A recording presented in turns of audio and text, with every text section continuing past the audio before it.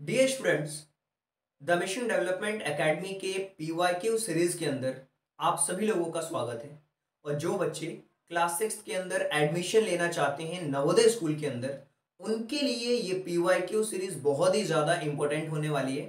ऐसा मैं इसलिए कह रहा हूँ क्योंकि पीवाईक्यू सीरीज के अंदर हमने 2003 से लेकर के अभी तक के जितने भी क्वेश्चन पेपर हैं उन सारे क्वेश्चन पेपर को डिस्कस किया हुआ है। पीवाईक्यू सीरीज के अंदर आज हम डिस्कस करेंगे 2022 का कंप्लीट क्वेश्चन पेपर। तो चलिए 2022 के कंप्लीट क्वेश्चन पेपर को डिस्कस करने से पहले एक अच्छे से थॉट के साथ इस क्वेश्चन पेपर को सॉल्व करना शुरू करेंगे कि वक्त से लड़कर जो नसीब बदल दे, वक्त से लड़कर जो नसीब बदल दे, इंसान वही है जो अपनी तकदीर बदल दे। कल क्या होगा ये कभी मत सोचो, कल क्या होगा ये कभी मत सोचो, क्या पता कल वक्त खुद अपनी तस्वीर बदल दे। डियर स्टूडेंट्स, एक इंपॉर्टेंट नोट मैं आपको बताना चाहूँगा, एक हिदायत है। अगर आप इस क्वेश्चन पेपर को देख रहे हैं तो अपने साथ एक रफ कॉपी और पेन जरूर रखें और साथ साथ प्रैक्टिस भी करें कि पहले वाले क्वेश्चन का आपके अकॉर्डिंग आंसर क्या है। अगर मैंने ए बताया है और आपका आंसर सी है, इसका मतलब गलत है। जब आप इस तरीके से इस वीडियो के साथ में प्रैक्टिस करेंगे, अगर आप इस वीडियो के साथ कंप्लीटली इन्वॉल्व हो जाएंगे, चाहे वो वीडियो 1 घंटे की हो, 1.5 घंटे की हो, कितने भी घंटे की हो, तो आपका सिलेक्शन होने से कोई नहीं रोक सकता। तो अगर आपके पास रफ कॉपी और पेन नहीं है तो फटाफट जाइए, रफ कॉपी और पेन लेकर के आइए और उसके साथ ये वीडियो कंप्लीट देखिएगा। तो चलिए, सबसे पहले जब आप क्वेश्चन पेपर आपके हाथ में होता है ना, तो उस क्वेश्चन पेपर में आपको अपना रोल नंबर, अपना नाम और सिग्नेचर यहाँ पे लिखना होता है। उसके बाद इंस्ट्रक्शन को ध्यान से पढ़ना होता है कि कितने क्वेश्चंस आएंगे आपके मेंटल एबिलिटी के, कितने अरिथमेटिक के आएंगे, कितने लैंग्वेजेस के पेपर आएंगे। बहुत बार ऐसा होता है कि हिंदी मीडियम वाले बच्चे कंफ्यूज रहते हैं कि मेरा पेपर हिंदी में होगा, इंग्लिश में होगा। देखिए, क्वेश्चन तो सेम रहते हैं, बस रीजनिंग के क्वेश्चन में क्या होता है यार, इमेज बनी होती है, तो हिंदी मीडियम में क्या होगा, सेम वही चीज होंगी। इसी तरीके से इंग्लिश मीडियम में जो मैथमेटिक्स के क्वेश्चंस होंगे वो हिंदी में लिखे होते हैं हिंदी मीडियम वालों के लिए। तो मैं जो क्वेश्चन है भले ही इंग्लिश में यहाँ पे आपको दिखेंगे, लेकिन उनका एक्सप्लेनेशन हिंदी में ही करता हूँ कि ये क्या बोल रहा है, क्वेश्चन के अंदर क्या बोल रहा है, तो वहां से आप मैच कर सकते हैं कि इसका आंसर क्या होगा। ओके, तो चलिए क्वेश्चन शुरू करते हैं। सबसे पहले इंस्ट्रक्शंस, जैसा कि आपको पता है कि फर्स्ट से लेके फोर्थ तक के जो क्वेश्चन है एक वे में सिमिलर है, उसमें से डिफरेंट वर्ड वन आउट हमें फाइंड आउट करना है। तो यहाँ पे पहला क्वेश्चन आपको दिख रहा होगा, यहाँ पे 3 डॉट आपको दिख रहेंगे इस कॉर्नर में, यहाँ भी और यहाँ भी। तो सबसे डिफरेंट कौन सा है ये आपको फाइंड आउट करना है। तो यहाँ पे अगर देखोगे सबसे डिफरेंट, ये देखिए यहाँ पे जो कॉर्नर है ना, यहाँ पे एक, यहाँ पे ये बना हुआ है, यहाँ पे भी कॉर्नर, लेकिन यहाँ पे देखिए कॉर्नर की तरफ में नहीं बना हुआ है। सो ऑप्शन नंबर जो सी है वो डिफरेंट है, और जो डिफरेंट है वही आपका आंसर है। तो देखिए ऑप्शन नंबर सी आपका राइट आंसर है। तो आप मुझे बताइए कि ये क्वेश्चन आपके लिए सही हुआ है या गलत हुआ है। आपको मेरे साथ प्रैक्टिस करना है। जब आप मेरे साथ प्रैक्टिस करेंगे ना, तो डेफिनेटली आपका सिलेक्शन होने से कोई रोक ही नहीं सकता। ये मैं दावे के साथ कहता हूं। अगर आपको फिर भी चीजें समझ में नहीं आती, बहुत बार ऐसा होता है कि चीजें समझ में नहीं आ रही हैं, तो आपको करना क्या है, ये नीचे जो नंबर लिखे हुए हैं ना, इन नंबर पे कांटेक्ट करिए, क्वेश्चन पूछिए, जो भी डाउट है स्क्रीनशॉट लेकर के।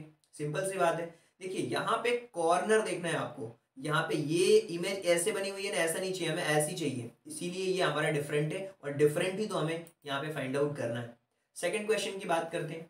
इसके अंदर अगर आप ध्यान से देखेंगे चीजें तो आपको एग्जैक्टली समझ में आएंगी कि एरो इस तरफ है तो इसका भी देखो एरो इस तरफ है, ये एरो इस तरफ है तो इसका भी अपर में, लेकिन इसमें अंदर की तरफ आया हुआ है इसीलिए डिफरेंट है। Option number C is the right answer. D वाले में देखिए बिल्कुल करेक्ट है। तो इस तरीके से हमें फाइंड आउट करना है, जरा सा छोटा सा यहाँ पे डिफरेंस है और यही चीज हमें फाइंड आउट करनी है। और थर्ड वाले क्वेश्चन के अंदर अगर आप देखोगे ध्यान से, तो सबके अंदर है ना, यहाँ पे अंदर में 4 पिक्चर्स हैं, अंदर भी 4 साइन बने हुए हैं, यहाँ भी 4 साइन, यहाँ भी 4 साइन, लेकिन बी वाले के अंदर 5 साइंस दिए हुए हैं।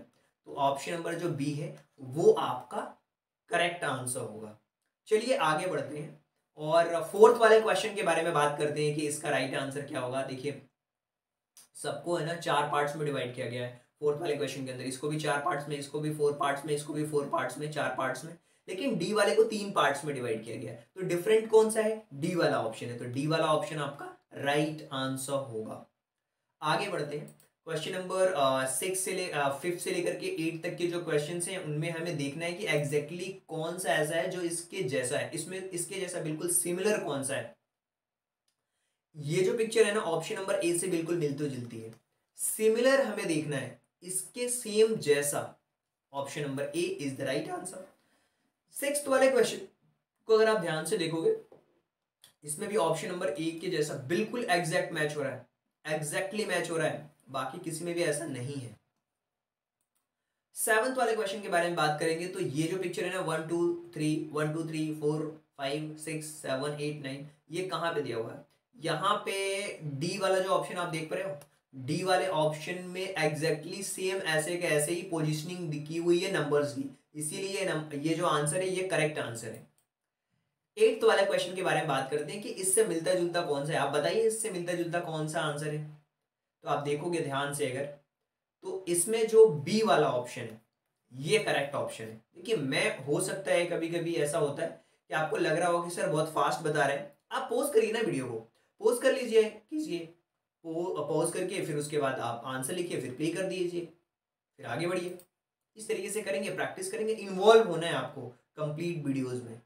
मैंने बोल दिया, अगर आपने पूरी PYQ सीरीज को है ना 2003 से लेकर के अब तक के जितने भी क्वेश्चन है उन सब में अगर इन्वॉल्व होकर के कर लिया, डेली 1 से 1.5 घंटे 2 घंटे आपने बिल्कुल डिवोटी हो गए आप, तो आपका सिलेक्शन कोई रोक ही नहीं सकता है। एक तरफ बुक रखिए, साइड करिए, ये जो 20-30 वीडियोस है ना, 20-25 जो भी जितनी भी वीडियोस बनी है 2003 से लेकर अब तक, सबको देख डालिए और रफ कॉपी पेन लेकर के बैठिए कि आप 2003 का क्वेश्चन पेपर सॉल्व किया। पहले क्वेश्चन 100 होते थे, अभी 80 हो चुके हैं।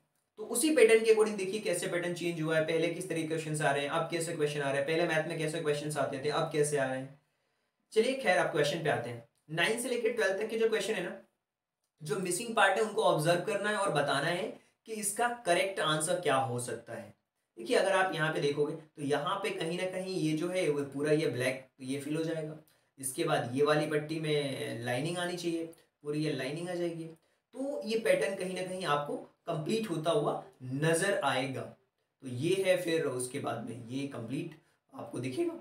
तो ऑप्शन नंबर 9 का, जो क्वेश्चन नंबर 9 का अगर फर्स्ट वाला ऑप्शन देखें तो ये इसका करेक्ट है बिल्कुल एग्जैक्टली। अगर हम इसको यहाँ पे फिट कर देंगे तो कंप्लीटली ये पिक्चर जो फिगर है वो कंप्लीट हो जाएगी। इसी तरीके से 10th वाले क्वेश्चन में भी अगर हम फर्स्ट वाले ऑप्शन को देखें, फर्स्ट वाले ऑप्शन को अगर रख देते हैं तो कंप्लीटली ये पिक्चर जो है कि मैच हो जाएगी। 11th वाले क्वेश्चन में अगर आप ध्यान से देखोगे तो जो डी वाला ऑप्शन है, अगर हम इस डी वाले ऑप्शन को रख देते हैं तो कहीं ना कहीं पिक्चर्स एग्जैक्टली मैच होती हुई नजर आएंगी। इसी तरीके से अगर हम 12th वाले क्वेश्चन के बारे में बात करते हैं तो 12th वाले में जो बी वाला ऑप्शन है वो बिल्कुल करेक्ट है, इसको बिल्कुल मैच करता हुआ दिखा देगा बी वाला ऑप्शन। और 13 से लेकर 16 तक के जो क्वेश्चन हैं इसमें जो सीरीज है उसको हमें देखना है, और जो स्पेस है यहाँ पे जो क्वेश्चन मार्क लगा हुआ है, इस क्वेश्चन मार्क के अंदर राइट आंसर क्या हो सकता है ये चीज़ आपको फाइंड आउट करना है।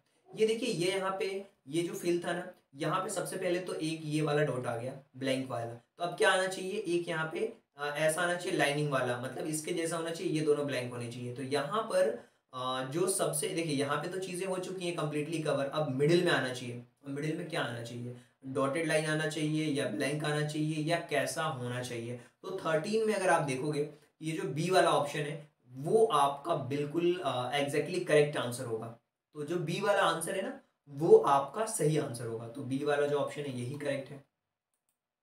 14th वाले क्वेश्चन के बारे में बात करते हैं कि इसके अंदर एग्जैक्टली जो है वो कौन सा रोटेशन आएगा अगर हम इस रोटेशन को फॉलो करते हैं। तो यहाँ से देखिए ये जो एयर, ये दो इमेज है ना, इसको रोटेट करके ये हो चुकी हैं, फिर उसके बाद ये ऐसा आ चुका है। तो अगली बार में ये कैसा होगा, जब ये ऐसा है फिर ये ऐसा आया है, अगली बार में फिर ये ऐसा आया है, फिर ये ऐसा आया है, तो अगली बार में क्या होगा, ये कहीं ना कहीं ऐसा नजर आएगा। यानी कि जो 14th वाला क्वेश्चन है मतलब ऐसा नजर आएगा, सीधे बिल्कुल ऐसा नजर आएगा अगली बार में इसके बाद में। यानी कि ये जो बी वाला ऑप्शन आप देख पा रहे हो ये इसका एग्जैक्टली करेक्ट और सही आंसर होगा।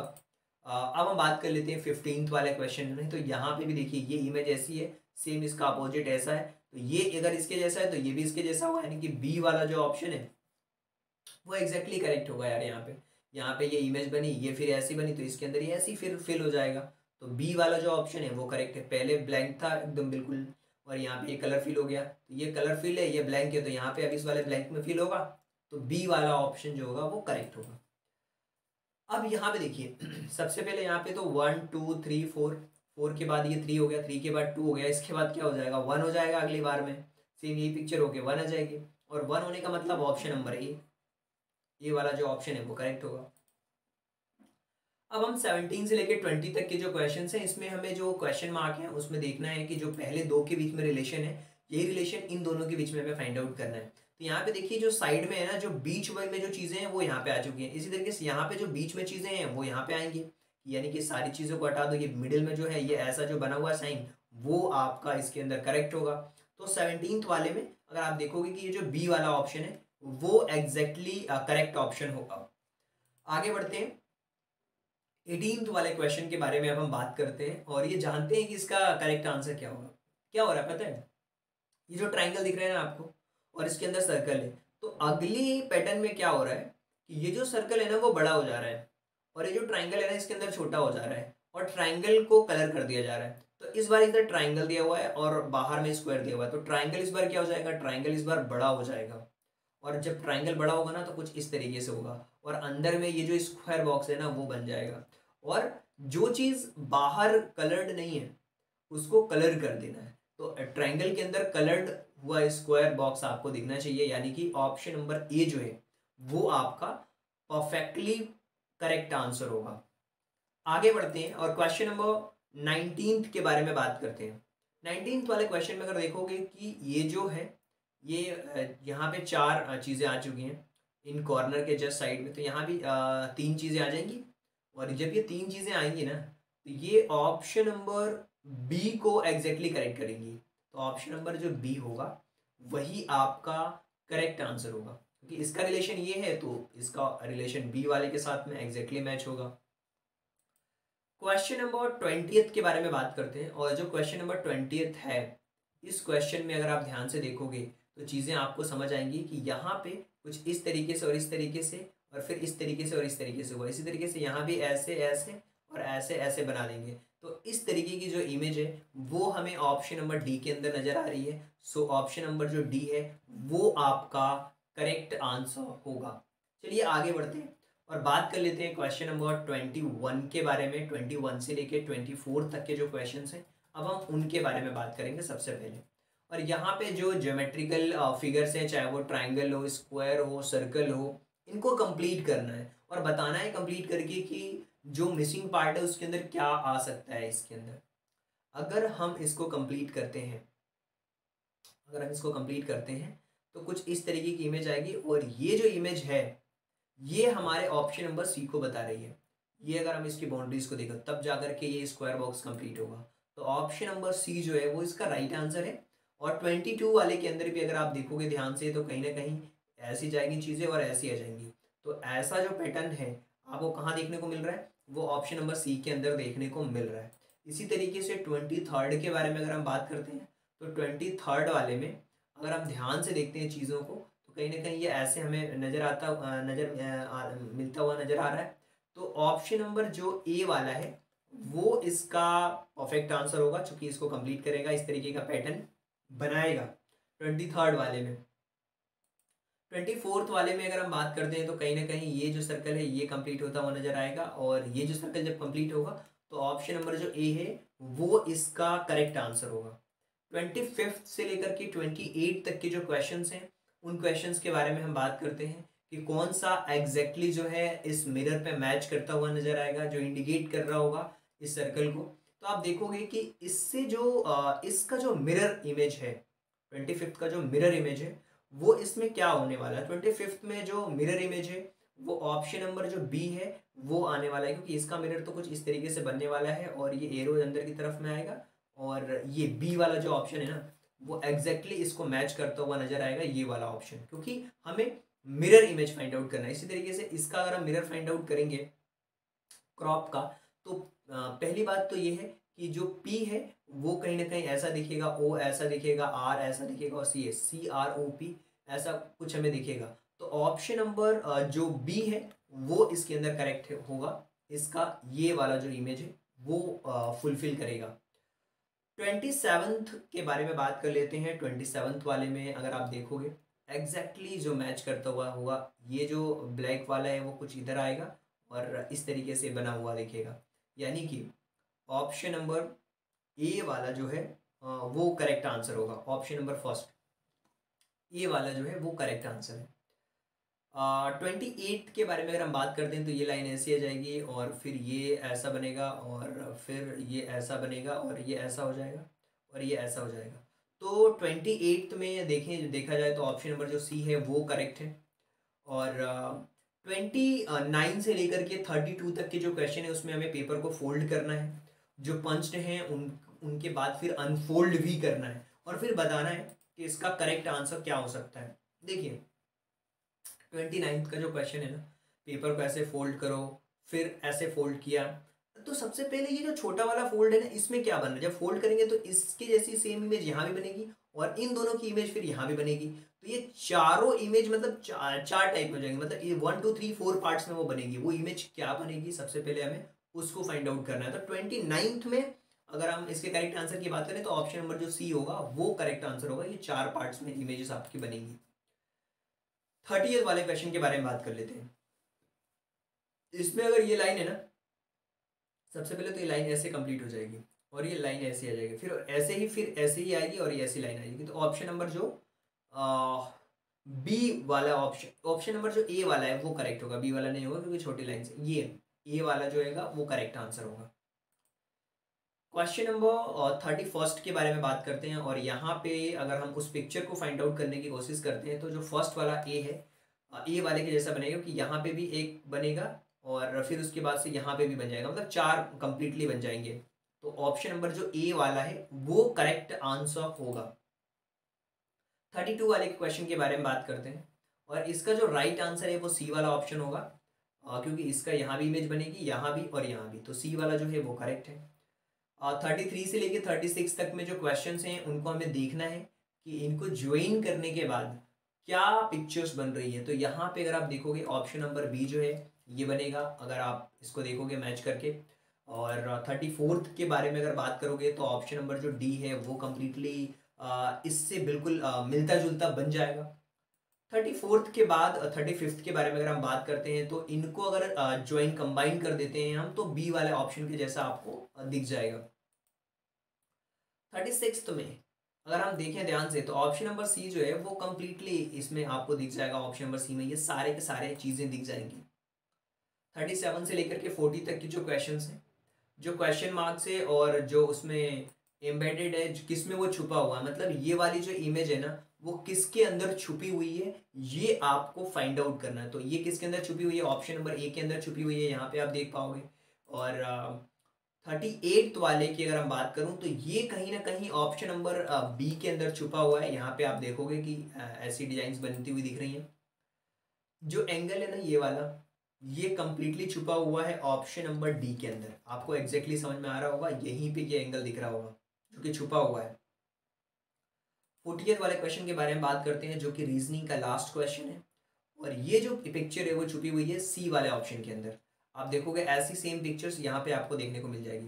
तो पिक्चर छुपने वाली, पेपर को कंबाइन करने वाली, पेपर को कट करने वाली, मिरर वाली और अलग अलग तरीके के क्वेश्चंस रीजनिंग में आपसे पूछे जाएंगे। इनकी आप प्रैक्टिस अगर अच्छे से करते हैं, और मैंने बताया कि 2003 से लेकर के अब तक के जो क्वेश्चन है ना इनको अगर आपने ध्यान से कर लिया तो यकीन मानिए सिलेक्शन होगा। और बहुत बार ऐसा होगा कि क्वेश्चन आपको एक बार में समझ में नहीं आ रहा है, दूसरी बार में नहीं आ रहा है, 2 3 बार देखिए फिर नहीं आ रहा, फिर आप क्वेश्चन पूछिए। बहुत बार ऐसा होता है बच्चे क्वेश्चन बार बार स्क्रीनशॉट लेकर के भेजते हैं वही क्वेश्चन बार बार। आप पहले समझने की कोशिश करिए, एक बार 2 बार देखिए उसके बाद फिर पूछिए। डाउट्स तो वैसे सारे क्लियर करे जाएंगे आपके। अब बारी है मैथमेटिक के क्वेश्चंस को सॉल्व करने की। तो मैथमेटिक के क्वेश्चन भी बहुत ही शानदार होने वाले हैं और इससे पहले कि मैं मैथमेटिक के क्वेश्चंस को सॉल्व करूं थोड़ा सा मुझे लग चुकी है प्यास, तो मैं पीने वाला हूं पानी। आप भी अगर चाहें तो पानी पी सकते हैं। और पहला क्वेश्चन आपकी स्क्रीन पे कैसा आने वाला है, ये वाला क्वेश्चन है। जब जब तक आप चाहें तो इस क्वेश्चन को सॉल्व करिए और बताइए कि इसका करेक्ट आंसर क्या होगा।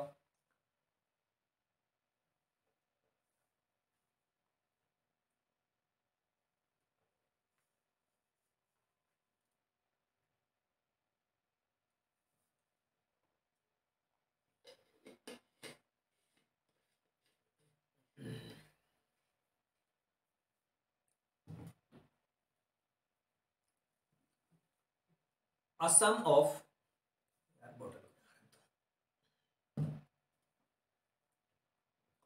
a sum of rupees 600 amount to rupees 720 on 4 years at the simple interest, what will it will become in 4 years if the rate interested increase by 12 to 2%?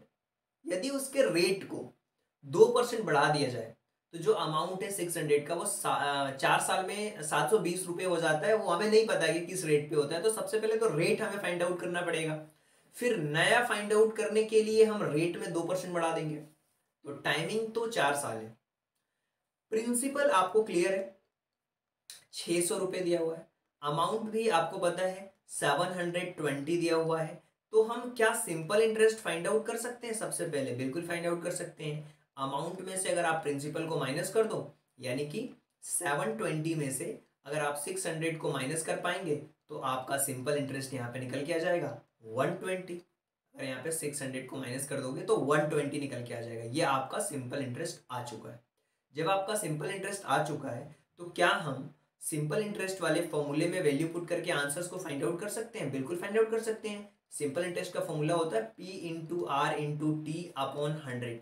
Time आपको दिया हुआ है 4 ईयर्स। कितना दिया हुआ है? 4 साल आपको टाइम दिया हुआ है। तो इसमें हम वैल्यू पुट करने वाले हैं और सिंपल इंटरेस्ट हमारा 120 आ चुका है। तो चलिए सबसे पहले तो 120 हो गया हमारा सिंपल इंटरेस्ट इक्वल टू हमारे पास जो प्रिंसिपल था वो हमें दिया हुआ है, और प्रिंसिपल हमारे पास कितना दिया हुआ है? 600 दिया हुआ है। ओके, और P इंटू आर रेट हमें नहीं पता, टाइम हमें पता है 4 साल बटे में 100 हो जाएगा। अब हमें रेट फाइंड आउट करना है ध्यान से। तो जीरो से तो जीरो कैंसिल आउट होगा। अब देखिए जब हम इसको कैंसिल आउट करेंगे 6 से ये 2 बार में 20 हो जाएगा, 4 से करेंगे 5 बार में, यानी कि रेट हमारा कितना आ गया? रेट हमारा आ चुका है 5%। लेकिन हमें रेट नहीं फाइंड आउट करना, हमें फाइंड आउट करना है कि यदि इस रेट को न्यू जो हमारा रेट होगा उसमें 2% की वृद्धि कर दी जाती है। मतलब पहले 5% था तो 2% और बढ़ा दो, ये कितना हो गया? नया रेट हमारा 7%। और इस 7% के बेसिस पे हमें सिंपल इंटरेस्ट निकालना है। देखिए प्रिंसिपल हमारा कितना है? 600 होगा, रेट हमारा 7%, टाइमिंग हमारा 4 साल के लिए, अपॉन 100। जीरो से तो जीरो कैंसिल आउट हो गया, लेकिन 6 इंटू 7 4 जा 28, 6 इंटू 28 हमारा आंसर कितना हो जाएगा? 168। कितना हो जाएगा? 168। अच्छा 168 तो नए रेट पे आ गया, और पहले हमारा कितना आ रहा था? पहले आ रहा था हमारा 600। तो 600 हमारा अमाउंट था, 600 हमारा क्या था? अमाउंट था, और 600 में 168 अगर हम प्लस कर देंगे प्रिंसिपल में 168 को प्लस कर देंगे तो यह जाएगा 768। यानी कि जो हमारा नया अमाउंट निकल करके आएगा वो 768 निकल करके आएगा। और 768 का मतलब ये हुआ कि ये जो ऑप्शन नंबर बी वाला है यही इसका करेक्ट आंसर होगा। सिंपल है, principal into rate into time upon 100 वाले फॉर्मूले से सबसे पहले तो हम इसका रेट फाइंड आउट करेंगे। रेट फाइंड आउट करने के बाद जैसा कि क्वेश्चन में दिया गया है कि 2% इंक्रीज हो रहा है तो 2% इंक्रीज कर देंगे और फिर हम नया अमाउंट निकाल लेंगे। वो कैसे आएगा? फिर से सिंपल इंटरेस्ट में हम वैल्यू को पुट कर देंगे। क्वेश्चन नंबर 42 के बारे में बात करते हैं। अब price of wire 2 metre long broke into pieces. एक वायर है और लंबा सा जिसको थोड़े थोड़े टुकड़ों में तोड़ दिया गया है, और एक पीस 5/8 मीटर है, लॉन्गर है दूसरे से। The length of wire is, तो वायर की जो लेंथ है वो क्या होगी ये आपको फाइंड आउट करना। देखिए वायर की लेंथ के बारे में हमें कोई भी आइडिया नहीं है अगर, तो हम ये मान लेंगे कि जो लेंथ होगी उसकी वो एक्स होगी। अब हम इसको सॉल्व करते हैं तो ये बोल रहा है कि हर जो लेंथ है ना वो दूसरी लेंथ से लॉन्गर जो लेंथ है, जो लॉन्गर लेंथ है वो क्या है? जो लेंथ है उससे 5/8 ज़्यादा है, मतलब उतनी बड़ी है। तो ये क्या हो जाएगा? x plus 5/8। ओके, अब हमें देखना है कि ये टोटल जो लॉन्ग है वो कितनी है? इतनी है, यानी कि हमें नहीं पता कि उसकी लेंथ क्या है। So x plus 5/8 is equal to 3/4। तो x और x तो हो जाएंगे 2x plus 5/8, 2x plus 5/8 equal to 11/4। ये हो जाएगा 11/4। कैसे आया आपको भी पता है कि 2 4 जा 8 यहाँ पे दिया हुआ था ना। आप देखोगे अगर तो ये क्या दिया हुआ है यहाँ पे अगर देखोगे आप ध्यान से तो चीजें आपको समझ में आ जाएंगी कि क्या दिया हुआ है कि 3/4 दिया हुआ है ना। 3/4 दिया हुआ है तो 4 2 8, 8 और 3 11/4 हो जाएगा ये लेंथ इसकी। और लेंथ अगर फाइंड आउट करनी है तो हमें क्या करना होगा, सबसे पहले तो x प्लस 5/8 और इक्वल टू 3/4। ये हो जाएगा 2x प्लस 5/8 इक्वल टू 4 2 8 और ये 11/4। और 2x की वैल्यू अगर हमें फाइंड आउट करनी है तो क्या हो जाएगा 11/4 माइनस 5/8। 11/4 में हम कितने का मल्टीप्लाई कर देंगे 2/2 का मल्टीप्लाई कर देंगे। ये हो जाएगा 2x equal to 22/8 minus 5/8। So 2x की वैल्यू क्या हो जाएगी 22 में से 5 को अगर हम माइनस करते हैं तो 17/8 होगा। और इस 2 को अगर हम नीचे की तरफ ले जाते हैं तो ये कितना हो जाएगा 8 2 जा 16। तो x की वैल्यू क्या आ जाएगी, x की वैल्यू आ जाएगी 17/8 2 जा 16, 17/16। 17/16 क्या आ चुका है, ये आ चुका है आपका x की वैल्यू। और हमें फाइंड आउट करना है कि जो लॉन्गर है उसको फाइंड आउट करना है। तो लॉन्गर फाइंड आउट करने के लिए हमें क्या करना पड़ेगा, x की वैल्यू तो हमें पता चल चुकी है कि क्या है, x की वैल्यू तो हमें ऑलरेडी पता चल चुकी है। क्या आ चुकी है x की वैल्यू, x की वैल्यू आ चुकी है 17/16। और जो लॉन्गर है उसकी लेंथ है x से 5/8 ज़्यादा है। तो x की वैल्यू आ गई है कितनी 17/16 प्लस 5/8। 5/8 अगर इसका एलसीएम लेंगे तो 2 का मल्टीप्लिकेशन ऊपर 2 का मल्टीप्लिकेशन नीचे, चूंकि इनको प्लस करने के लिए नीचे के जो डिनोमिनेटर है ना वो सेम होना चाहिए। तो 17 प्लस 10/16 ये हो जाएगा 27/10, 27/16, 27/16 आएगा इसका आंसर। 27/16 का मतलब क्या हुआ 16 1 जा 16 और 16 और 11 27। तो ये जो फर्स्ट वाला ऑप्शन है वो इसका करेक्ट आंसर होगा, क्योंकि जो लॉन्गर वायर होगा उसकी लेंथ इतनी ही होगी 111/16। आगे बढ़ते हैं, क्वेश्चन नंबर 43 के बारे में बात करते हैं कि इसका करेक्ट आंसर क्या होगा। देखिए क्वेश्चन नंबर जो 43 वाला है, the cube of lead with age 6 centimeter each of method from 27 cubes, the length of edge of each small cubes, जो हर छोटा सा स्मॉल क्यूब से उसकी लेंथ क्या होगी ये आपको फाइंड आउट करना है। तो चीजें बहुत सिंपल है, इसका फॉर्मूला होता है ए क्यूब। तो देखिए 6 का cube is equal to 27 into x cube. अगर छोटे छोटे उसमें हम करेंगे तो सो एक्स क्यूब की वैल्यू अगर फाइंड आउट करनी है तो क्या हो जाएगा, ये हो जाएगा 216 equal to 27 into x cube. So x cube की वैल्यू क्या हो जाएगी 216/27। अगर इसको हम डिवाइड कर देते हैं 27 को अगर हम डिवाइड कर देते हैं तो ये हो जाएगा 8। और एक्स की वैल्यू क्या हो जाएगी फिर 2 2 जा 4, 4 2 जा 8, एक्स की वैल्यू हो जाएगी फिर 2। क्यों, क्योंकि 2 का क्यूब होता है 8। तो यहाँ पर जो आंसर आएगा हमारा 2.2 सेंटीमीटर आएगा, यानी कि ऑप्शन नंबर जो बी है वो इसका करेक्ट ऑप्शन होगा, क्योंकि 27 टाइम्स है ना फ्रॉम 27 क्यूब्स। आगे बढ़ते हैं, द प्राइम फैक्टर ऑफ 2100 का अगर प्राइम फैक्टर फाइंड आउट करेंगे तो बहुत सिंपल है। 2100 को अगर हम 2 से करते हैं तो कहीं ना कहीं 1050 होगा। और फिर अगर हम 2 से करेंगे तो 525 होगा। और 525 का मतलब पहले फिर 3 से करेंगे 175 होगा। और फिर अगर हम 5 से करते हैं तो 35 होगा। 35 से फिर 5 करेंगे, 5 के बाद 5 7 या 35, फिर 7 करेंगे 1। तो 2 टाइम्स 2, 2 टाइम्स 5 और 3 और 7। तो ऑप्शन नंबर जो सी वाला है 2 टाइम्स 2 3 5, 2 टाइम्स 5 और 7, ऑप्शन नंबर जो सी है वही इसका प्राइम फैक्टराइजेशन होगा 2100 का। आगे चलते हैं। 45 वाला जो क्वेश्चन है उसके बारे में हम बात करते हैं कि इसका सही आंसर क्या होगा। If a room 15 metre long required 7,500 tiles, जिसका डायमेंशन ये है कवर करने के लिए, तो ब्रेड्थ क्या होगी उस रूम की, ये हमें फाइंड आउट करना है। और ये लेंथ है उनकी। तो सबसे पहले तो हमें एरिया देखना पड़ेगा कि एरिया कितना है एक टाइल का। एरिया ऑफ टाइल का एरिया कितना हो रहा है 15 मल्टीप्लाइड बाय 12, तो इसका हो जाएगा 180 सेंटीमीटर स्क्वायर।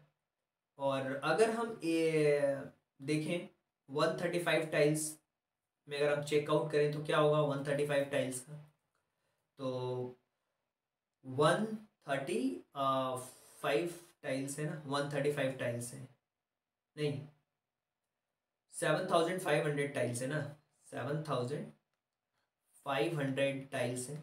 और एक टाइल्स का एरिया 180 है, तो 180 का मल्टीप्लाई कर देंगे तो ये हो जाएगा 135, फिर वह 3 और 3 जीरो आ जाएंगे यहाँ पे, कितने जाएंगे 4 जीरो आएंगे, 7,500 है ना, और ये 3 जीरो आ जाएंगे यहाँ पे, तो 1 2 3, ये तो जीरो आ गया, 1 2 3 जीरो लग जाएंगे, फिर इतने सेंटीमीटर स्क्वायर। अब हमें चूंकि एरिया है रूम का वो मीटर में चाहिए, तो अगर मीटर से डिवाइड कर देंगे तो ये 135 मीटर हो जाएगा, 135 मीटर हो जाएगा। 135 मीटर, सेंटीमीटर को हमने मीटर में चेंज कर लिया तो 1000 का डिवाइड कर देंगे, चूंकि मीटर स्क्वायर है तो ये मीटर स्क्वायर हो जाएगा, 135 मीटर हो जाएगा। तो अब रूम का जो एरिया है वो तो हमें पता चल चुका है कि 135 मीटर है, क्योंकि उतनी टाइल्स हैं उतना ही रूम का एरिया होगा। तो एरिया जो है रूम का, एरिया ऑफ रूम हमें पता चल चुका है कि 135 है मीटर में, पहले सेंटीमीटर में था तो इसको हमने मीटर में कन्वर्ट कर लिया। और रूम का जो एरिया है उसका formula length into breadth, length into breadth का मतलब हमें पता है 135 हमें पता है, और इसकी एक लेंथ हमें पता है 15 मीटर दी हुई है, तो ब्रेथ हम फाइंड आउट कर सकते हैं। ब्रेथ इक्वल टू क्या हो जाएगा 135 अपॉन 15, और अगर हम ब्रेथ यहाँ से फाइंड आउट करेंगे तो 9 आ जाएगी, क्या आ जाएगी 9 आ जाएगी। तो इसका जो आंसर होगा ब्रेथ वो होगा 9 मीटर। सबसे पहले तो हमने टाइल्स की एरिया फाइंड आउट करी एक टाइल्स की, तो 7,500 टाइल्स थी, 7,500 टाइल्स को मल्टीप्लाई कर दिया 180 से, तो ये इतना सेंटीमीटर स्क्वायर में आया। चूंकि हमें मीटर में चाहिए तो इसको मीटर में चेंज किया, फिर 15 मीटर्स लॉन्ग है, लंबी चाहिए वो है, तो 15 से डिवाइड कर दिया तो ब्रेड्थ आ गई उसकी। तो ये था हमारा क्वेश्चन नंबर 45। क्वेश्चन नंबर 46 के बारे में बात करते हैं और ये जानते हैं कि क्वेश्चन नंबर 46 में जो इसका करेक्ट आंसर है वो क्या है, किस तरीके से हम इस क्वेश्चन को सॉल्व कर सकते हैं।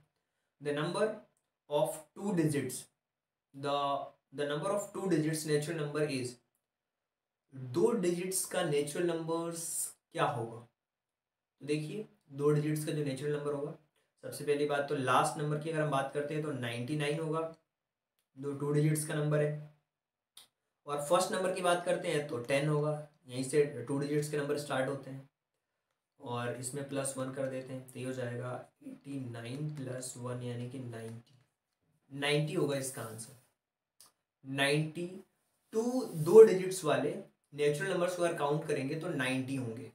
क्यों 10 से लेकर के अगर आप 99 तक काउंट करोगे तो कितने हो जाएंगे 90 होंगे, 90 होंगे। ओके, क्वेश्चन नंबर 47 के बारे में बात कर देते हैं कि the sum of the digits of a number is subtracted from a number, the resulting number is always divisible by. तो जो उसका रिजल्टिंग नंबर होगा वो किस चीज से डिविजिबल होगा।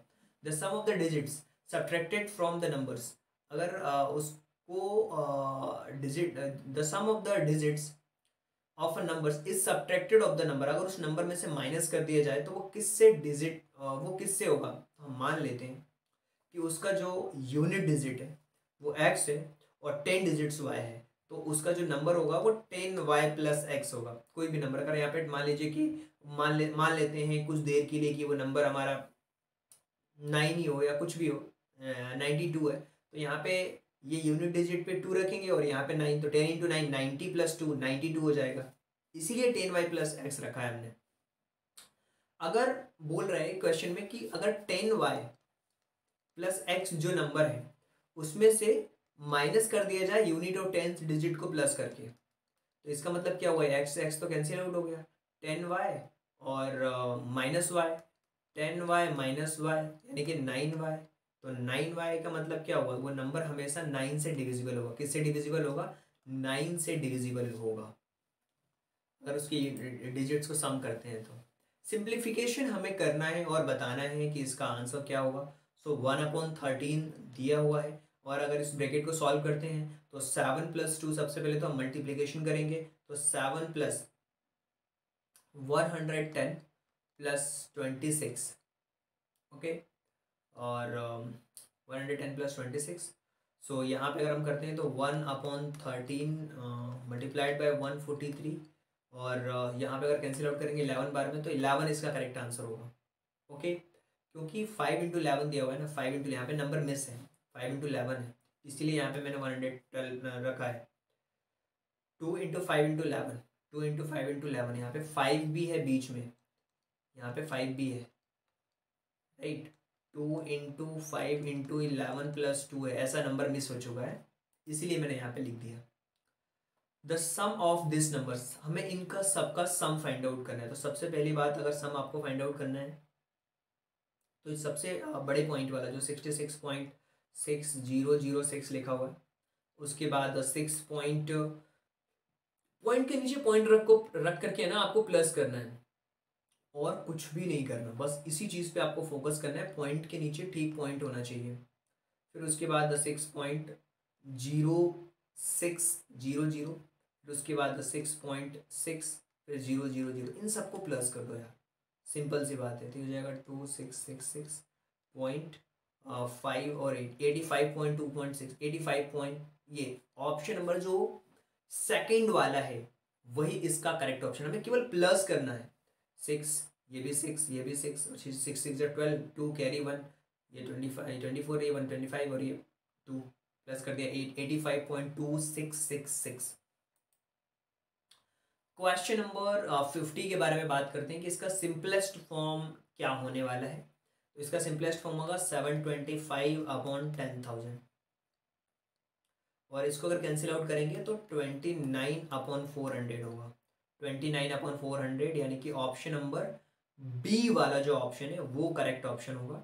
इसी तरीके से अगर हम बात करते हैं क्वेश्चन नंबर 51 के बारे में, तो 51 वाला जो क्वेश्चन है हमें एलसीएम फाइंड आउट करना है, और इसका जो एलसीएम होगा वो क्या होगा, इसको हमें फाइंड आउट करने के लिए सबसे पहले तो 25, 45 और 75 का हम एलसीएम लेंगे। तो सबसे पहले तो इस एलसीएम को हम 5 से करने वाले हैं, 5 5 जा 25, 9 5 जा और फिर 15। फिर इसी तरीके से अगर हम 5 से करते हैं तो 1, 5 3 जा 15 और फिर ये 9, फिर उसके बाद 3 से करोगे तो 1 और फिर ये 3, फिर अगर आप 3 से करते हैं तो 1, तो 5 5 जा 25, 25 में 9 का मल्टीप्लाई अगर करते हो 225 होगा, यानी कि ऑप्शन नंबर डी जो होगा वो आपका करेक्ट ऑप्शन होगा। 5 5 जा 25, 25 में 3 3 जा 9, 25 में 9 का मल्टीप्लाई कर देंगे, 25 में 9 का मल्टीप्लाई करेंगे, ये 225 जो होगा वो इसका करेक्ट ऑप्शन होगा। क्वेश्चन नंबर 52 के बारे में बात करते हैं। The smallest 4 digit number when we expressed as a product of prime numbers. तो अगर हम प्राइम नंबर्स के प्रोडक्ट्स में अगर एक्सप्रेस करते हैं 4 डिजिट के स्मॉलेस्ट नंबर को, यानी कि 1000 को अगर हम एक्सप्रेस करेंगे, इसका अगर हम फैक्टर फाइंड आउट कर लेते हैं तो 2 से करेंगे, तो सबसे पहली बात तो ये है, ये 500 हो जाएगा। फिर अगर आप 2 से करोगे तो ये 250 हो जाएगा। फिर अगर आप 2 से करोगे तो ये 125 हो जाएगा। फिर अगर आप 5 से करते हो तो ये 525 हो जाएगा। फिर 5 से करते हो फिर 5 हो जाएगा, 3 बार 5 आएगा और 3/2 आएगा, तो 3 × 5 और 3 × 2, ऑप्शन नंबर जो सी वाला है वो इसका करेक्ट ऑप्शन होगा। अब हम बात करते हैं 53 वाले क्वेश्चन के बारे में कि if the HCF of 72 and 180 is 36, तो एलसीएम फाइंड आउट करना है। देखिए बहुत सिंपल सी बात है कि कोई भी दो नंबर अगर आपके पास दिए हो तो उन दोनों का जो मल्टीप्लिकेशन होता है वो उनके एलसीएम और एचसीएफ के बराबर होता है। दो नंबरों का जो मल्टीप्लिकेशन होता है ना वो उनके एलसीएम और एचसीएफ के मल्टीप्लिकेशन के बराबर होता है। तो यहाँ पे हमें एलसीएम फाइंड आउट करना है। तो दोनों नंबर का जो मल्टीप्लिकेशन है कि 72, सबसे पहले तो क्या, जो दो नंबर हैं उन दोनों का मल्टीप्लाई करके उनका जो एचसीएफ है उसको डिवाइड कर दो, आंसर आ जाएगा। सो 72 मल्टीप्लाइड बाय 180 और डिवाइड कर दो उसका जो एचसीएफ है 36 उससे। 36 ये 2 बार में और 180 में 2 का अगर मल्टीप्लाई कर दोगे 360 आंसर हो जाएगा। यानी कि ऑप्शन नंबर जो बी वाला है वो आपका करेक्ट ऑप्शन होगा। आगे बढ़ते हैं, अब बात करते हैं 54th वाले क्वेश्चन के बारे में जिसमें हमें क्वेश्चन को सॉल्व करना है। तो 17 टू जा 34, 34 और 1 ये हो जाएगा 35/17। अब ये डिवाइड है तो यहाँ पे हो जाएगा ये मल्टीप्लाई, और मल्टीप्लाई होने के बाद ये चलिए डिवाइड का साइन लगा लेते हैं, 7/10 हो जाएगा ये, और फिर मल्टीप्लाई 31 जा 31 और ये 34/33 क्या हो जाएगा ये 34/33। तो अभी ये डिवाइड वाला जो मैटर है इसको सॉल्व करेंगे। तो 35/17 मल्टीप्लाइड बाय 10/7 मल्टीप्लाइड बाय 34/33। तो 7 5 जा 35 और 5 7 5 जा पता है ये 17 2 जा 34 और 7 5 जा 35। तो 5 इंटू 10, 5 इंटू 2 10, 10 10 जा 100, 100/33, 100/33, 100/33 यानी कि डिवाइड करेंगे तो 3 1/3 आएगा। ऑप्शन नंबर जो ए वाला है वो करेक्ट ऑप्शन होगा। Option number A is the right answer, क्योंकि 33 में 3 क्या करेंगे 99, 99 और 1 100/33। क्वेश्चन नंबर 55 के बारे में बात कर लेते हैं और ये जानने की कोशिश करते हैं कि क्वेश्चन नंबर 55 के अंदर क्या दिया हुआ है। इसमें दिया हुआ है कि अ train starts 2:15 at the speed of 72 kilometre per hour and reach 90 kilometre आगे। देखिए 90 किलोमीटर दूर है, यानी कि डिस्टेंस हमें पता है। तो स्पीड इक्वल टू होता है टाइम इक्वल टू होता है distance upon speed, speed equal to होता है डिस्टेंस अपॉन टाइम। तो यहाँ पे हमें टाइम फाइंड आउट करना है कि कितने टाइम। तो डिस्टेंस आपको 90 दिया हुआ है और 72 इसकी जो स्पीड है वो है। इसको डिवाइड करोगे तो 5/4 होगा, और 5/4 होगा डिवाइड करोगे तो 1/4 हो जाएगा। यानी कि 1 घंटे 15 मिनट, 1 घंटे 15 मिनट। अगर 1/4 को अगर 60 से करते हो तो 1 आवर तो है 1/4 इंटू 60, ये 15 मिनट्स, ये मिनट हो जाएगा। तो 1 घंटे 15 मिनट आएंगे आंसर, 1 घंटे 15 minute, 1 hours 15 minutes, 1 hours 15 minutes. यानी कि 2:15 से अगर स्टार्ट हो रहा है तो 1 आवर 15 मिनट्स और प्लस कर देंगे, 1 आवर 15 मिनट्स इसमें प्लस कर दोगे तो 3:30 पे पहुंच जाएगा। ऑप्शन नंबर जो बी है वो इसमें करेक्ट आंसर है। ऑप्शन नंबर जो बी है वो करेक्ट होगा। अब हम बात कर लेते हैं क्वेश्चन नंबर 56 के बारे में कि the difference between the length and breath of a hall is 23 metres, जिसमें कि लेंथ बड़ा है और पेरीमीटर जो दिया हुआ है वो 206 है। तो हमें एरिया फाइंड आउट करना है फ्लोर का। बहुत सिंपल सी बात है कि हमें डिफरेंस पता है, यानी कि लेंथ माइनस ब्रेड्थ हमें पता है कि 23 है। तो अगर हमें लेंथ फाइंड आउट करना हो तो मैं ये कह सकता हूँ कि 23 प्लस ब्रेड्थ होगा, और पेरीमीटर हमें पता है कि 206 है। और अगर पेरीमीटर 206 है तो पेरीमीटर का फॉर्मूला क्या होता है, पेरीमीटर का फॉर्मूला होता है 2 लेंथ प्लस ब्रेड्थ, और 2 लेंथ प्लस ब्रेड्थ इसका मतलब 206 हमें दिया हुआ है, और लेंथ हमें 23 प्लस बी दिया हुआ है। तो लेंथ की जगह पे हम 23 प्लस बी रख देंगे। इस लेंथ की जगह पे 23 प्लस बी रखने वाला हूँ, और प्लस बी ऑलरेडी पहले से ही है, तो इक्वल टू 206 हो जाएगा। तो ये हो जाएगा 23 प्लस 2b, और ये जो 2 है इस 2 को डिवाइड कर देंगे तो ये 103 हो जाएगा, 103 हो जाएगा। तो 103 हो जाएगा अगर वो, तो यहाँ पे क्या हो जाएगा 23 है ना, तो 23 को माइनस कर देंगे 103 में से, 103 में से माइनस कर देंगे। So 2b equal to 103 minus 23। So b equal to क्या हो जाएगा ये 0, और 10 में से 2 गए तो 8, और ये हो जाएगा 2b इक्वल टू 80। तो b इक्वल टू क्या हो जाएगा 80/2 यानी कि 40। तो b की वैल्यू क्या हो जाएगी 40 हो जाएगी। तो ऑप्शन नंबर बी में जो इसका जो ब्रेड्थ आएगा वो तो 40 आ गया। ब्रेड तो 40 आ गई, हमें एरिया फाइंड आउट करना है। तो इसकी लेंथ जो कि हमें पता है कि क्या है, लेंथ हमें 63, लेंथ हमें पता है कि ब्रेड से 23 ज़्यादा है। तो ब्रेड हमें पता थी, अभी कितनी आई है ब्रेड थी इसकी, ब्रेड अभी हमने फाइंड आउट करी है।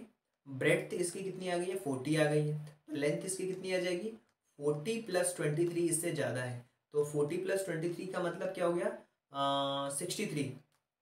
और इसका अगर हम एरिया फाइंड आउट करते हैं तो क्या हो जाएगा, ये 40 × 63, यानी कि 2520। ऑप्शन नंबर जो बी है वो करेक्ट आंसर होगा, 2520, यानी कि ऑप्शन नंबर जो बी है वो इसका एक सही आंसर होगा। आगे बढ़ते हैं, बात कर लेते हैं कि इसका डेसिमल किसके इक्विवेलेंट होगा। तो देखिए सबसे पहली बात तो ये है कि 16, ये अगर हम इसको मल्टीप्लाई करेंगे और 1 + 192, 192 + 1 193/16 हो जाएगा। और इसको डिवाइड कर दोगे तो इसका आंसर आ जाएगा 12.0625। ऑप्शन नंबर जो सी वाला है वो करेक्ट ऑप्शन होगा। अगर आप चाहो तो डिवाइड करके भी देख सकते हो, 16 से अगर डिवाइड करोगे 193 को 1 बार में, 16 3 फिर 3, फिर उसके बाद से 2 बार में, फिर उसके बाद 32, फिर 1 आ जाएगा, फिर पॉइंट लगाओगे, फिर 0, फिर एक और पॉइंट लगाओ, 0 लगाओगे, फिर 0 हो जाएगा, फिर उसके बाद से 6 बार में जाएगा तो ये हो जाएगा 96, और फिर उसके बाद से 4, फिर उसके बाद से 2 बार में करोगे 40 हो जाएगा, फिर उसके बाद 32 करोगे ये 8 आ जाएगा 80, फिर 6 5 जा 16 5 जा 80, तो ये हो जाएगा 12.0625। ये वाला ऑप्शन नंबर जो सी है वो करेक्ट ऑप्शन होगा। सो 58th वाले क्वेश्चन के बारे में बात कर लेते हैं। In how many years will ₹1.500 will amount 1.800 at the 8% per annum in the simple interest. देखिए 1800 है और 1500 है, तो सबसे पहले तो सिंपल इंटरेस्ट हम फाइंड आउट कर लेते हैं। ऐसा ही हमारा क्या हो जाएगा, अमाउंट हमारा 1800 है और प्रिंसिपल हमारा 1500 है। तो 1500 प्रिंसिपल को ऐसा कर लो, देखो सबसे पहले तो आपके पास यहाँ पे जो चीज़ें दी हुई हैं, प्रिंसिपल आपके पास दिया हुआ है 1500 और अमाउंट आपके पास दिया हुआ है 1800 और रेट आपके पास दिया हुआ है 8% और टाइम आपको फाइंड आउट करना है। सिंपल इंटरेस्ट सबसे पहले हम फाइंड आउट कर लेते हैं, 1800 माइनस 1500, इसको अगर माइनस करोगे तो 300 आंसर हो जाएगा। ऐसा ही 1800 में से अगर हम 1500 को माइनस करते हैं तो 300 आंसर होगा हमारा, जो कि सिंपल इंटरेस्ट होगा। अब ये तो आ गया आपका सिंपल इंटरेस्ट। अब हमें फाइंड आउट करना है इसका टाइम। तो सिंपल इंटरेस्ट का फॉर्मूला आपको पता है कि सिंपल इंटरेस्ट का फॉर्मूला होता है P/R/T/100।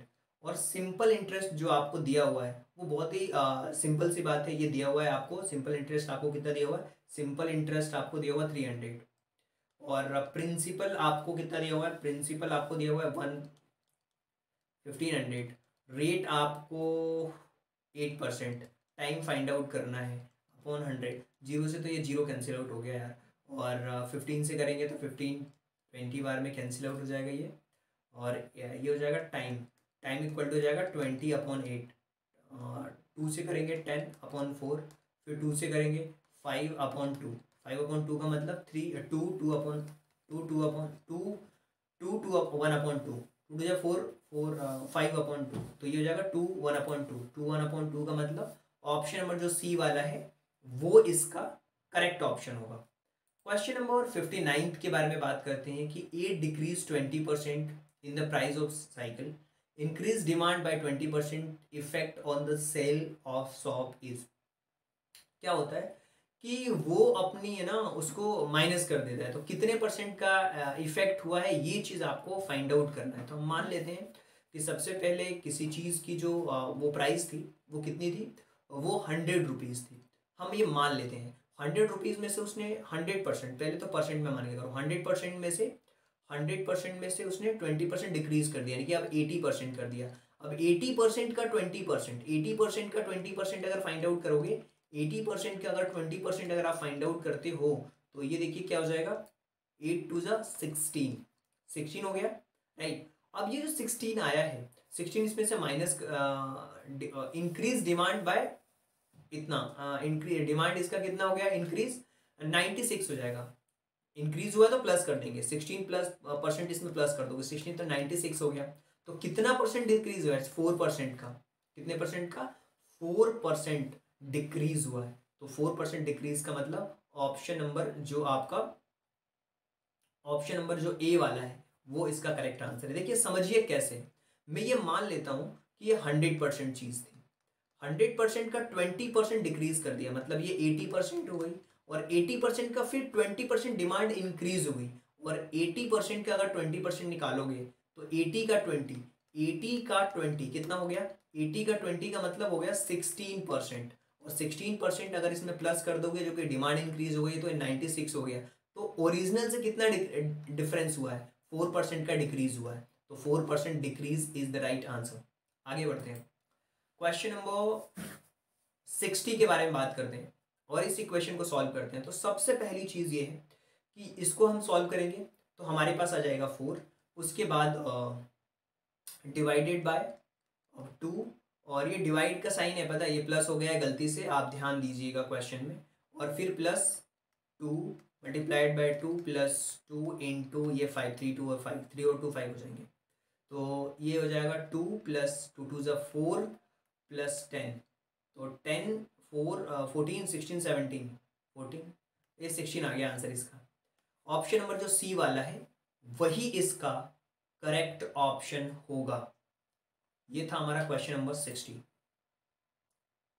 आगे अगर हम बढ़ते हैं तो यहाँ से इंग्लिश के क्वेश्चन स्टार्ट होते हैं, और इंग्लिश के क्वेश्चन को सॉल्व करने के लिए सबसे अच्छी बात बताऊँ आपको, सबसे पहले तो पैसेज को ध्यान से पढ़ना होगा, और एक बार अगर आपने पैसेज ध्यान से पढ़ लिया तो सारे के सारे जो क्वेश्चंस हैं वो आप सही कर पाओगे। ये लिखा हुआ है कि once we visited a village where many families were selling clay product made by them.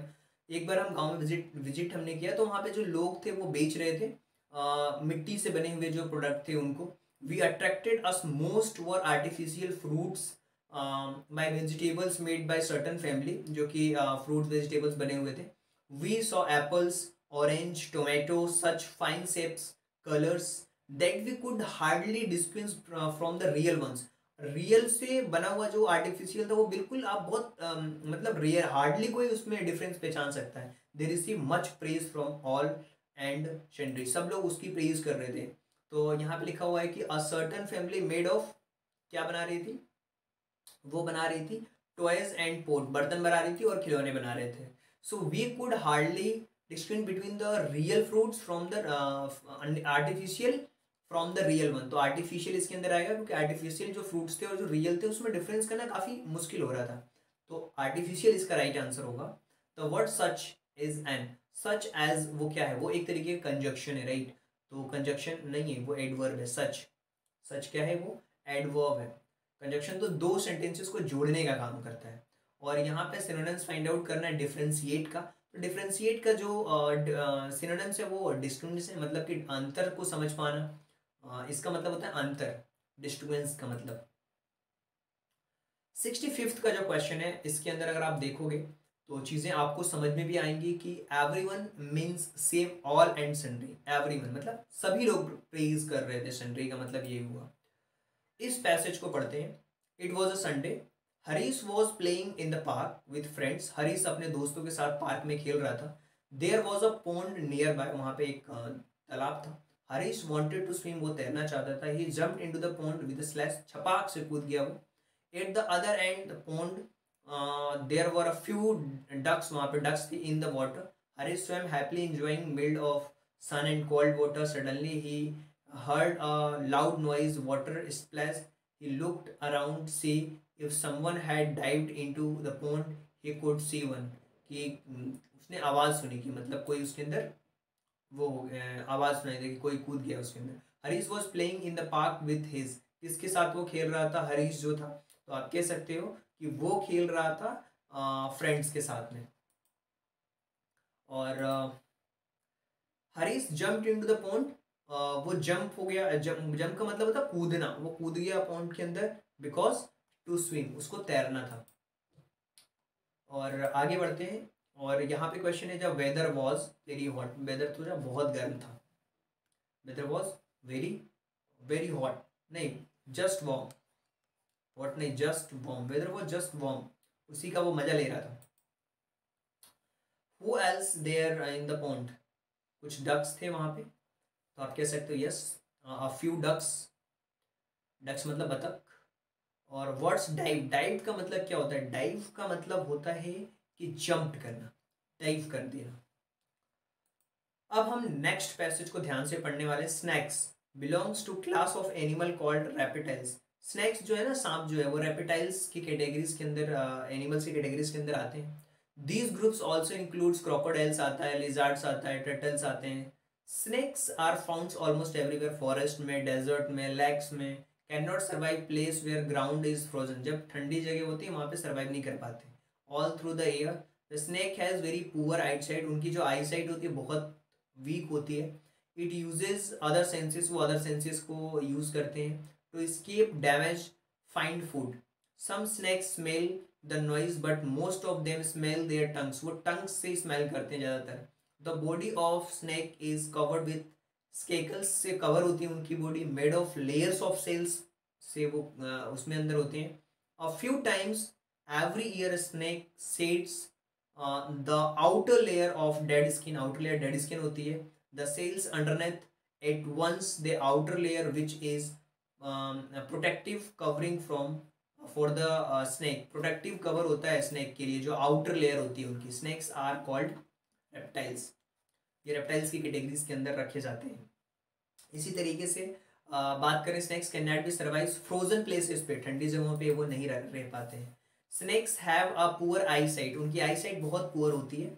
और इसी तरीके से अगर हम बात करते हैं कि उनके जो प्रोटेक्ट करते हैं इंजरी से, जो उनकी डेड स्किन होती है वो प्रोटेक्ट करती है, या फिर जो स्केल्स हैं वो जो वो कवच होता है उनका, जो बाहरी कवच होता है उस वो प्रोटेक्ट करता है। द वर्ड सर्वाइव, सर्वाइव का मतलब होता है कि आप लीव, आपकी जो मतलब आप जीवन आपका सही चल रहा है, लीव, लाइफ को आप जी पा रहे हो, लाइव हो, सर्वाइव का मतलब लाइव हो। इसी तरीके से जो हमारा लास्ट पैसेज है वो कहीं ना कहीं ये दिया हुआ है कि milk is the best food, milk जो है अच्छा फूड है। It has a water, sugar and fat, इसके अंदर वाटर, शुगर और फैट होता है। Vitamin and proteins, peoples drinks milk from different animals, अलग अलग एनिमल से लोग दूध पीते हैं। In England and many other cold countries there are cows, वहाँ पे गाय हैं। In hot dry places like Arabia, middle of Asia, camels हैं वहाँ पे, और सूखी जगहों पे। और in the India were there were cows as well as buffaloes भी हैं, गाय भी हैं, भैंसे भी हैं इंडिया के अंदर। And many places there are goats, बकरियां भी हैं। If people keeps cows and other animals to get lot of milk, अगर रखते हैं तो बहुत सारा दूध मिलता है उनको। From the milk they can make butter, cheese बना सकते हैं। Essential that the milk we use should be pure and germ free. Impure milk does more harm than good of the human body, impure जो milk होता है बहुत harmful होता है हमारी बॉडी के लिए। सो 76 का जो क्वेश्चन है कि people drink milk from animals, different animals से लोग जो होते हैं वो दूध पीते हैं। और इसी तरीके से क्वेश्चन ये है कि इन ड्राई प्लेसेस, जहाँ पे गर्म जगह होती हैं और वहाँ पे ऊँट पाए जाते हैं, राजस्थान जैसी जगहों में, और वहाँ पे ऊँट के भी दूध पीते हैं लोग। तो जो हॉट प्लेसेस में, गर्म जगहों में ऊँट दिखते हैं आपको। इसी तरीके से 78 का जो क्वेश्चन है कि if people keep peoples like cows and get they small of milk, they get small of milk, उनको बहुत सारा दूध मिल सकता है, थोड़ा बहुत दूध मिल सकता है अगर वो ऐसा करते हैं। पेनल्टी ऑफ मिल्क मिल सकता है, पेनल्टी ऑफ मिल्क कह सकते हैं, भारी मात्रा मिल सकता है काफ़ी। It is necessary that milk we use should be pure, yes ये नेसेसरी है, एसेंशियल है, क्या है ये नेसेसरी है कि जो प्योर जो मिल्क है हमारे पास वो प्योर हो। इसी तरीके से है कि harm means same as, harm का मतलब क्या होता है, हार्म का मतलब होता है जो चीज़ हमें नुकसान पहुंचाती है, डैमेज करती है, तो damage is the correct word for harm. So I hope कि ये सीरीज़ आपको बहुत अच्छी तरीके से पसंद आई होगी। So thank you so much and thanks for giving your precious time at the last. God bless you, thank you so much. आगे क्वेश्चन पेपर हम डिस्कस करेंगे आगे। Thank you so much. Doubt है तो आप नंबर पे हमसे contact भी कर सकते हैं। God bless you, thank you so much, best of luck for examination.